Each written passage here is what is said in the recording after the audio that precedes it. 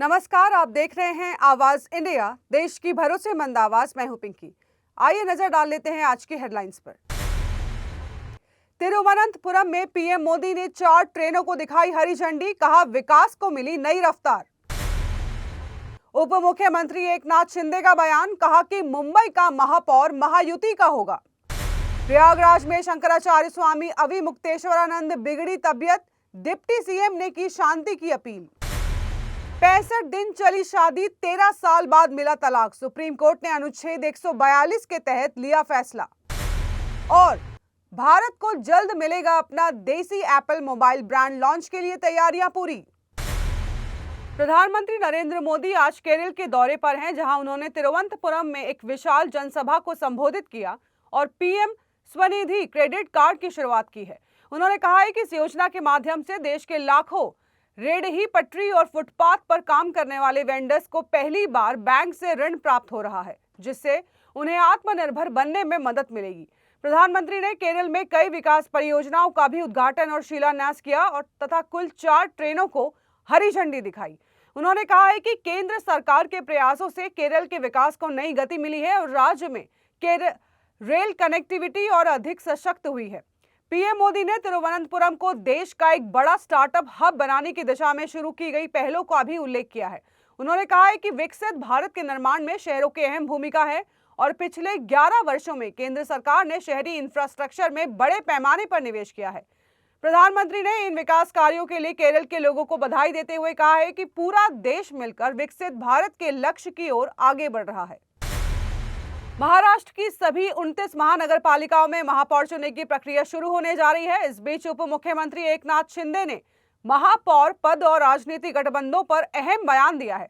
उन्होंने कहा है कि मुंबई का महापौर महायुति का होगा और उनकी पार्टी सत्ता या कुर्सी के लिए आपस में लड़ाई नहीं करती। कल्याण डोंबिवली में उन्होंने राज ठाकरे और मनसे के साथ विकास के मुद्दों पर गठबंधन होने की जानकारी दी है। साथ ही बाल ठाकरे की जन्म शताब्दी पर उन्हें याद करते हुए शिंदे ने कहा है कि कई परियोजनाओं का ऐलान किया जाएगा। संजय राउत पर तंज कसते हुए शिंदे ने कहा है कि वे उन्हें हर जगह देखते हैं और 2022 में किए गए फैसले को बाल ठाकरे की इच्छा का परिणाम बताया। उन्होंने ठाकरे गुट पर भी निशाना साधते हुए कहा है कि मराठी मानुष उनके कारण बाहर गया था और अब उसे वापस लाया जाएगा। महाराष्ट्र के मुंब्रा इलाके से एआईएमआईएम के टिकट पर जीत दर्ज करने वाली पार्षद सहर शेख अपने बयान को लेकर विवादों में आ गई है। चुनाव जीतने के बाद दिए गए उनके मुंब्रा को हरा रंग देने वाले बयान ने सियासी हलकों में हलचल मचा दी है। सहर शेख के इस बयान पर प्रतिक्रिया देते हुए बीजेपी नेता नवनीत राणा ने कड़ा पलटवार किया है। नवनीत राणा ने कहा है कि पूरा हरा करने के लिए पाकिस्तान जाना पड़ेगा, इस देश में भगवा ही चलेगा। उन्होंने आगे कहा है कि इस देश में भगवा को कोई हटा नहीं सकता और छत्रपति शिवाजी महाराज के विचारों पर चलती हैं। नवनीत राणा ने सहर शेख के बयान को देश की एकता और संस्कृति के खिलाफ बताते हुए कहा है कि ऐसे सपने कभी पूरे नहीं होंगे। प्रयागराज के माघ मेले में मौनी अमावस्या से धरने पर बैठे शंकराचार्य स्वामी अविमुक्तेश्वरानंद की तबियत बिगड़ गई है। बीते 6 दिनों से धरने पर बैठे शंकराचार्य को बुखार है और अब तक केवल दिन में 2 बार ही पलकी पर आए हैं। फिलहाल वे अपने वैन में आराम कर रहे हैं। शंकराचार्य ने आरोप लगाया है कि मौनी अमावस्या के दिन उन्हें संगम स्नान से रोका गया, जिसमें उनके शिष्यों के साथ धक्का मुक्की हुई। उन्होंने कहा है कि वे 1.25 लाख शिवलिंग स्थापित नहीं कर पाए और प्रशासन माफी मांगे बिना वसंत पंचमी का स्नान नहीं करेंगे। विवाद को समाप्त करने के लिए डिप्टी सीएम केशव प्रसाद मौर्य ने शांति बनाए रखने की अपील की है। दिल्ली में हुई एक उच्च स्तरीय बैठक में पान मसाला और गुटखा पर प्रतिबंध लगाने के बजाय उनकी पैकिंग से जुड़े पर्यावरणीय मुद्दों पर ध्यान केंद्रित किया गया। बैठक में मुख्य वैज्ञानिक सलाहकार अजय कुमार सूद की अध्यक्षता में पर्यावरण, खाद्य सुरक्षा, उद्योग और वैज्ञानिक संस्थानों के प्रतिनिधि शामिल हुए। बैठक में चर्चा का केंद्र बिंदु ये था कि पान मसाला और गुटखे की सैशे पैकिंग का प्लास्टिक पर्यावरण के लिए खतरा बन गया है, क्योंकि ये न गलता है और न ही रिसाइकल हो पाता है। पीएलए जैसे बायोप्लास्टिक विकल्पों पर विचार किया गया, लेकिन खाद्य सुरक्षा, गलत और मानवीकरण जैसी चुनौतियां अभी बाकी है। अगले कदम के रूप में उद्योग अपने मटेरियल के सैंपल CIPET को भेजेंगे, उनका परीक्षण होगा और SOP तैयार की जाएगी। साफ है कि पान मसाला और गुटखा बिकते रहेंगे, लेकिन उनकी पैकिंग को पर्यावरण अनुकूल बनाने पर काम किया जाएगा। वक्त हो चला है एक छोटे से ब्रेक का।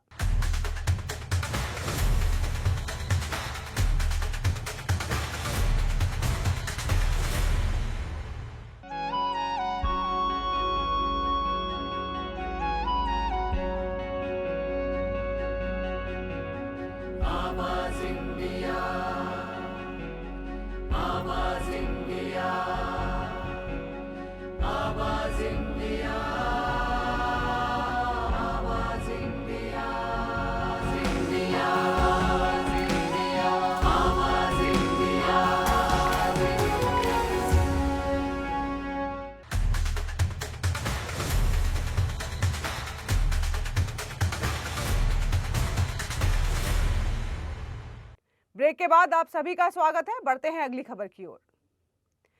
सुप्रीम कोर्ट ने एक ऐसे मामले में तलाक की मंजूरी दी जिसमें दंपति की शादी महज 65 दिन ही चली थी, लेकिन कानूनी झगड़े 13 साल से अधिक समय तक चले। कोर्ट ने पाया है कि दोनों के बीच कड़वाहट इतनी बढ़ चुकी थी कि अब सुलह संभव नहीं। 28 जनवरी 2012 को हुई शादी के बाद पत्नी ने 65 दिनों में ही पति और उसके परिवार पर क्रूरता के आरोप लगाकर ससुराल छोड़ दिया।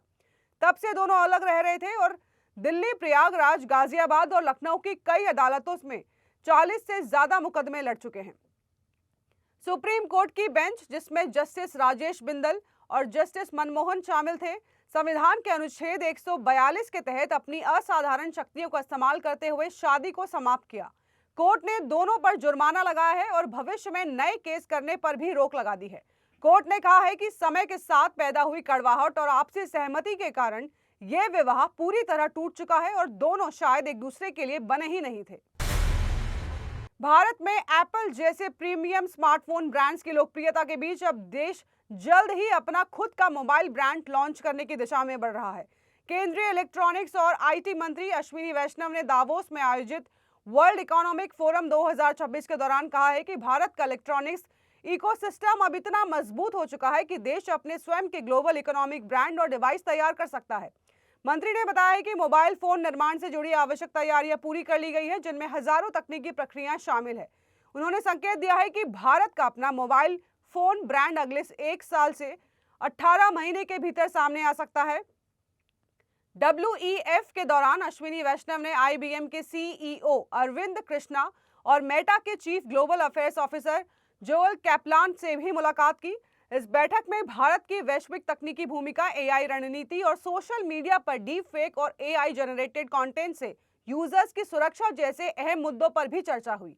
मंत्री ने कहा है कि भारत का लक्ष्य केवल AI को अपनाना नहीं, बल्कि वैश्विक AI इकोसिस्टम में एक मजबूत और प्रभावशाली भूमिका निभाना है।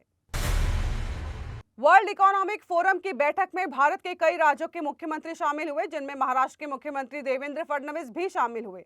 इस दौरान फडणवीस ने घोषणा की है कि महाराष्ट्र में 30 लाख करोड़ के निवेश समझौते MOU किए गए हैं और अतिरिक्त 10 लाख करोड़ रुपए के निवेश समझौतों पर प्रारंभिक बातचीत पूरी हो चुकी है। सीएम ने बताया है कि यह निवेश औद्योगिक, सेवा, कृषि और प्रौद्योगिक सहित कई क्षेत्रों में आएगा और पिछले वर्ष किए गए समझौते 75% तक क्रियान्वित हो चुके हैं। वहीं कांग्रेस ने इस पर सवाल उठाए हैं। कांग्रेस नेता अतुल लोंढे ने पूछा है कि अब तक किए गए MOU पर कितना काम हुआ है और जिन कंपनियों से समझौते किए गए हैं उनमें से कितनी पंजीकृत है। कांग्रेस ने यह भी कहा है कि लगभग 30% कंपनियां अनलिमिटेड और गैर पंजीकृत हैं। पार्टी ने महाराष्ट्र सरकार से पारदर्शिता और वास्तविक क्रियान्वयन के आंकड़े पेश करने की भी मांग की है। इस बीच सीएम ने स्पष्ट किया है कि निवेश अगले 3 से 7 वर्षों में वास्तविक रूप में सामने आएगा और समझौते का उच्च क्रियान्वयन हर महाराष्ट्र में निवेश के लिए सकारात्मक संकेत है। भारतीय रुपया अमेरिकी डॉलर के मुकाबले लगातार दूसरे दिन मजबूती दिखा। शुक्रवार को अंतर बैंक विदेशी मुद्रा बाजार में रुपया 91.41 प्रति डॉलर का कारोबार करता हुआ नजर आया, जो पिछले बंद भाव 91.58 से 17 पैसे अधिक है। रुपए की मजबूती का मुख्य कारण अमेरिकी राष्ट्रपति डोनाल्ड ट्रंप का ग्रीनलैंड मुद्दे का यूरोप के खिलाफ शुल्क लगाने की धमकी वापस लेना है। इससे निवेशकों का भरोसा बढ़ा है और तत्काल व्यापार युद्ध की आशंकाएं कम हुई हैं। विशेषज्ञों के अनुसार मौजूदा स्तरों पर रुपया पहले ही वैश्विक जोखिम को समाहित कर चुका है। यदि वैश्विक जोखिम में सुधार होता है और निवेशकों का भरोसा बना रहता है तो रुपयों में सीमित लेकिन सकारात्मक सुधार की संभावना बनी हुई है। डॉलर इंडेक्स मामूली बढ़त के साथ 98.36 पर रहा। तो देश और दुनिया की बड़ी खबरों में फिलहाल के लिए इतना ही। जुड़े रहिए आवाज इंडिया के साथ, जल्द होगी मुलाकात। तब तक के लिए नमस्कार। आवाज इंडिया।